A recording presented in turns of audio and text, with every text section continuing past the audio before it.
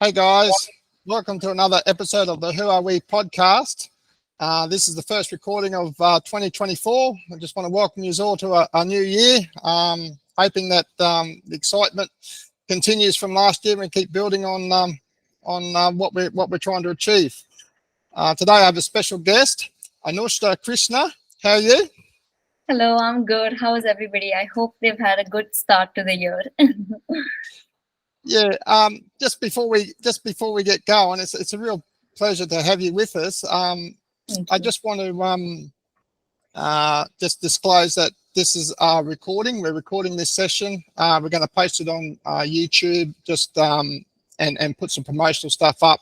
The idea being just trying to normalise conversations about who we are and what we stand for, and hope that could help inspire other people to look at themselves and what they want out of life and who they are, with a goal of creating better outcomes in society. So it's really good to see you here and volunteer your time on these social endeavours, and I appreciate it very much. No, thank you. It's my pleasure as well. Thank you so much. So we'll get straight into it.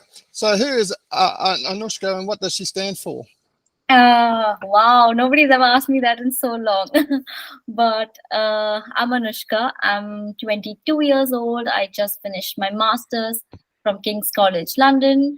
And I come from India, from a city called Pune. And yes, and after the graduation, I'm just here relaxing, taking time off. So yeah, that's it so far.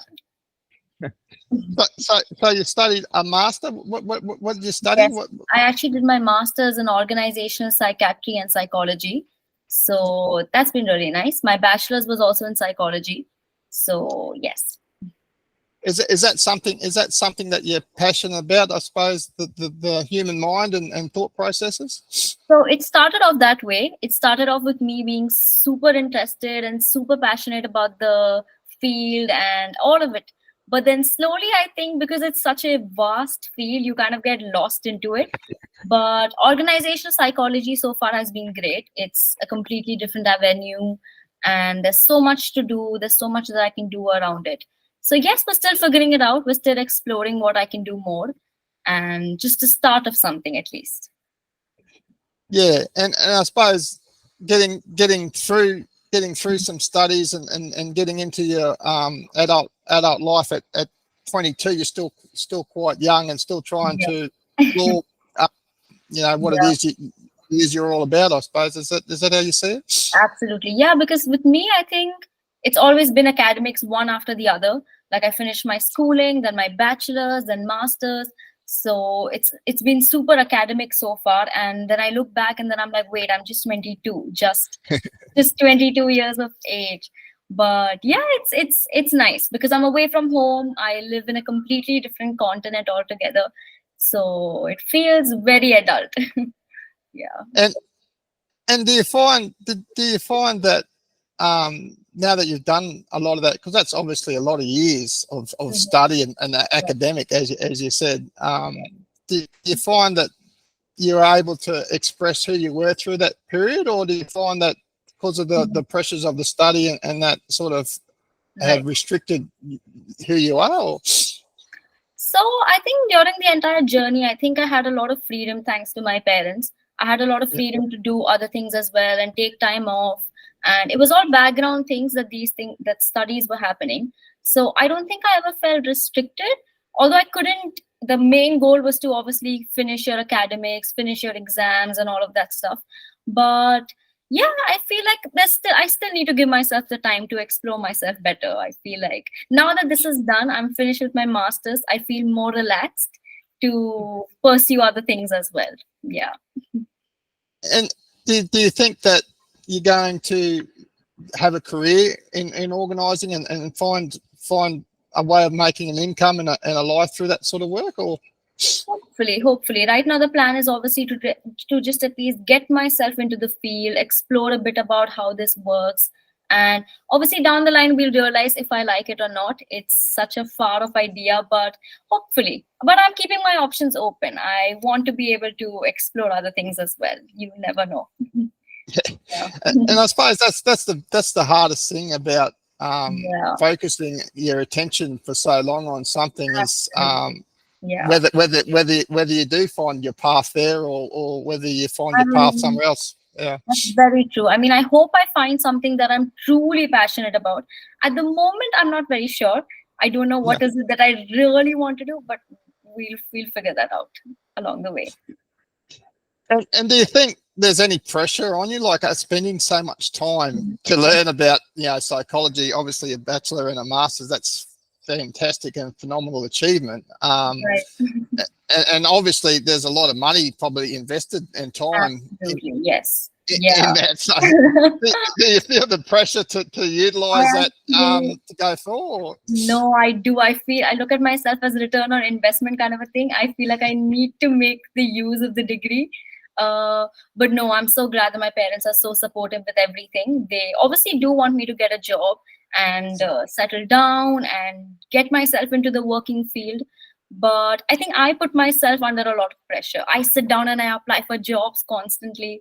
So I feel like I need to take things down a bit slow and just take the pressure off a bit. Yeah. Yeah. Yeah. And you find that it's that internal struggle you said yourself that you're putting yourself under, that's the biggest challenge you feel. Absolutely, yeah. Because I see people around me, people my age and my classmates all getting into jobs. So obviously at the back of your mind, you're like, okay, I should also be, speeding things up. But no, we take things slowly. Yeah, that's cool. Yeah. And that's an amazing attitude. Mhm. I'm just trying to think. I'm just trying to think at 22.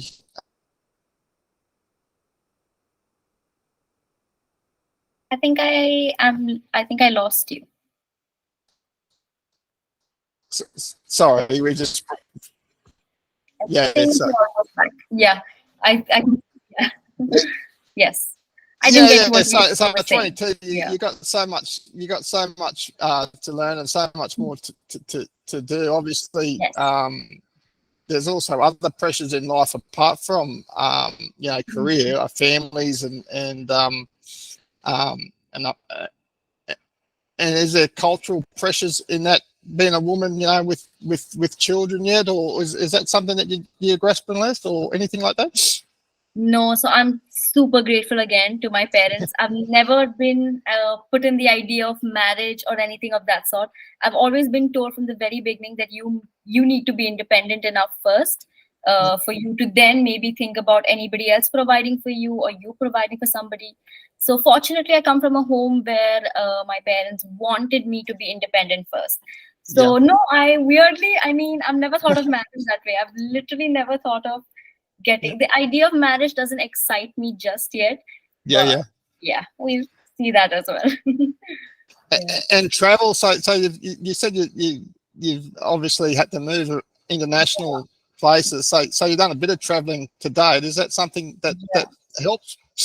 I think it's for me, it's been super nice that I moved countries altogether. I feel like I needed that, and this is a completely different environment, a completely different culture. So obviously you need to find your individuality in this kind of place. Coming from an Indian household, it's so different. When I look at things here, it's just it can get difficult sometimes, but then I'm sure everybody else is also have struggled. So I'm pretty sure she'll be fine. It's okay so far. I'm glad. Yeah, you learn from everything. Because that's the biggest thing, I suppose, because the world changes so much, and we are a multicultural society. It doesn't really matter which country we start from, and especially in the educational or some of these career fields, we always got to learn to get along with other cultures and other people. And it's something that I've had to explore myself personally, because we have to do that. Is that something that you find naturally, coming up? It's probably a lot. Do you find it easy, do you think, for younger generations? I think for young generations, I think it's a bit more easier because we're already exposed to it from a long time. Like I know it's the small things that matter, like listening to the music or looking at videos. So you're kind of very in a content way, you're exposed to it, so you can expect what is going to be there. But again, the minute you land and you feel it, you're like, wait, this is different. So it's no, I'm pretty everybody's experience is so different.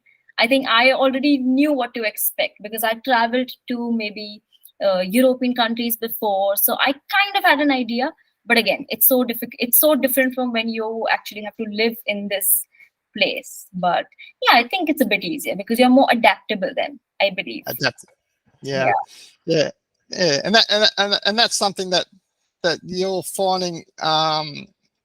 The word adaptable, is that something that you're trying to adapt into other people, or you're trying to get other people to adapt to you more so, or yeah, I'm just trying to get to the nuts and bolts of it, it's a bit of both, I suppose, is it? Exactly. I think it's a bit of both. You obviously have things, you manipulate things in a way that it works for you as well, and at the same time you need to be accepting of the things that are already happening around you and adapt to those certain things.